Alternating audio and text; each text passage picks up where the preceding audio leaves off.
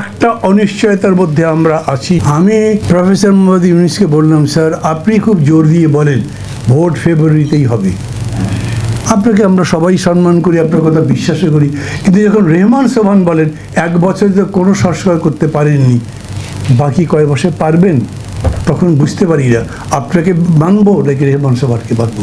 1.5 মাস 2 মাস ধরে যা হয়নি সেটা 7 দিনের মধ্যে হয়ে যাবে মনে করেন?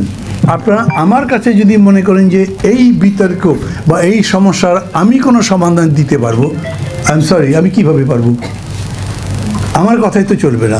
যদি বিএনপি আসতো, জামাত আসতো, তারা যদি বলতো হ্যাঁ সেটা একটা ওয়েট ক্যারি করতে পারতো, আমার কথাই তো সেটা ক্যারি করবে না।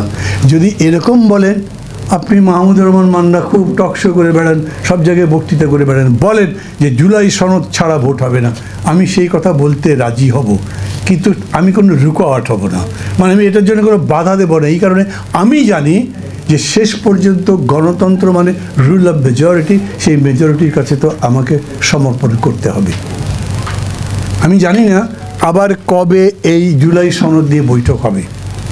5 তারিখে আমাদেরকে fresh draft of the July সনদ দেওয়ার কথা ছিল, কিন্তু দিতে পারেনি। আপনার পেপারটা ওগুলো সব পড়েছেন, প্রতিদিনই আমি মনে করি একদম আপডেটেড সব ইনফরমেশন আমাদের কাছে আসছে।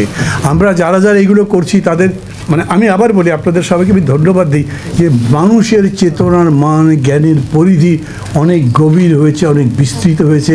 আমরা অনেক গভীর সমস্যাগুলো নিজেরা ভাবতে শিখেছি, এবং আমি মনে করি যে আমাদের এই অধ্যবসায়, আমাদের এই বিশ্বাস, আমাদের এই ধৈর্য যদি থাকে তাহলে এই সংকটটা আমরা কাটিয়ে উঠতে পারবো। অধৈর্য হয়ে কিছু করতে পারবেন না। কিছু করতে পারবেন না মানে একটা বড় ধরনের গোলমাল হতে পারে।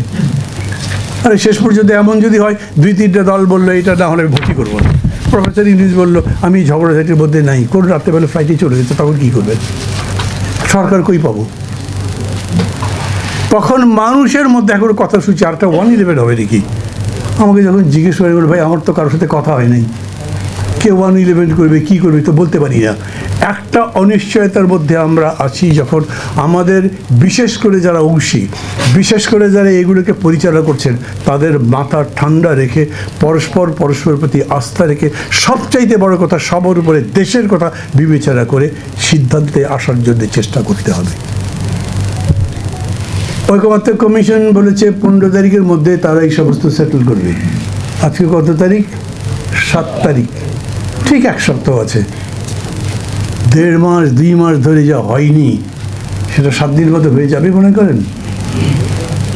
আমি প্রফেসর মোহাম্মদ ইউনূসকে বললাম, স্যার আপনি খুব জোর দিয়ে বলেন ভোট ফেব্রুয়ারিতেই হবে, আপনাকে আমরা সবাই সম্মান করি, আপনার কথা বিশ্বাসও করি, কিন্তু যখন রেহমান সোবহান বলেন 1 বছর তো কোনো সংস্কার করতে পারেননি, বাকি কয় বছর পারবেন, তখন বুঝতে পারি না আপনাকে মানবো নাকি রেহমান সোবহানকে মানবো।